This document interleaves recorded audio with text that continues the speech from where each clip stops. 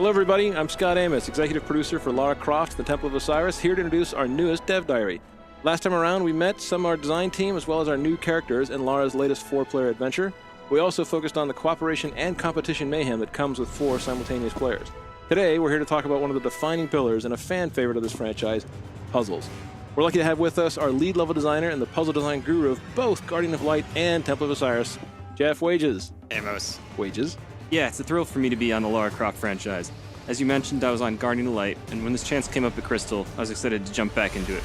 There are a lot of things I learned from Guardian of Light and from my work on Tomb Raider in 2013 that I was eager to bring over to Lara Croft and the Temple of Osiris. And I had a few new ideas for puzzles that we can only do now with our latest mechanics in our 4-player design.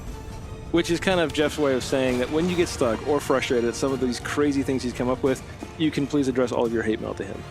Nah, they'll be fine. It's never about punishing the player. He places a huge emphasis on visual language to make sure that the puzzles are communicating themselves to the player. After that, they can cooperate and experiment and work until they find their own aha moment that solves the puzzle. Which is, honestly, for us, that's the fun, to see people get through this game, to play it front to back, to see everything. And the game is fully playable in single player. And co-op, people need to work together, though, right? Since we have 2 different classes, we split up their skill sets, so then we have these custom cooperative puzzles. As we said from our last diary, we've got archaeologists and gods. I'll let Jeff talk a little bit about their skills, but certainly having these characters that have different things. Jeff, give us a few examples of how these guys work together and the kind of things they can do. Sure, so the grapple line is a returning feature from Guardian of Light. It gains a powerful ability with 4 players in that each player is their own grapple point, so you can maneuver in a lot of new and exciting ways. The Egyptian gods bring the Staff of Osiris to the table, which shoots a beam of light which solves puzzles and can manipulate anything in the world that has these glyphs of Osiris baked onto them. So even like, when you had Teltec and Lara, where you had kind of these 2 different classes that were split up in the last game, right? Now we're talking about having these kind of puzzles where people not only have to work together, but even on the timing side of it. We talked about it with the last playtest. We watched people playing, saying, okay, I'm going to hold the staff, 1, 2, 3, and then they let go too early. Their friend jumps across, dies in the pit of spikes. Those seem like those great kind of cooperative puzzles that we're kind of striving for. Exactly. It's one of the fun challenges of designing puzzles that can scale from 1 players to 4 players. We try to add new interactive elements as more players enter the game.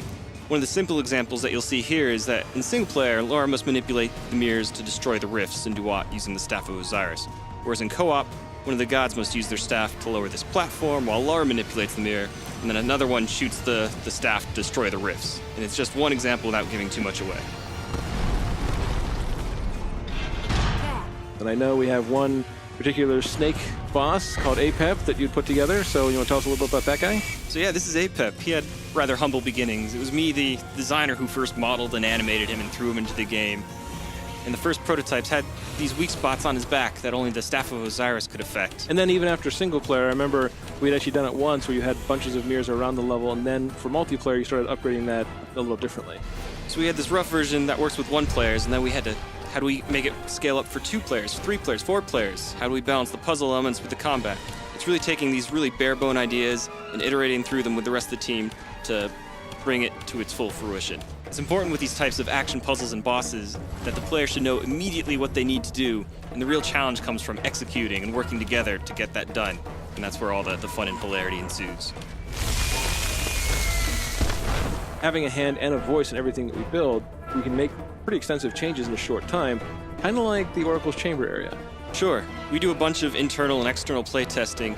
This is one area where we really felt the need to inject a new flavor, a new theme into the game. So here's where we highlighted one of the elemental effects that hadn't gotten a lot of attention yet from us, which is poison. And this gave our artists an excuse to go crazy with the green, and the designers re-authored the combat to focus on poison. We took one of our highest rated challenge tombs from later in the game and gave it a poison flavor and installed it here as a puzzle gateway to the Oracle. Which, clearly from the playtest after we'd done the change, boosted up both the experience, the puzzle experience in that area, and introduced the unique combat that the Oracle area has, with all the flashier and dramatic touches and lighting effects, even that eerie kind of creepy aura that we managed to put in there throughout.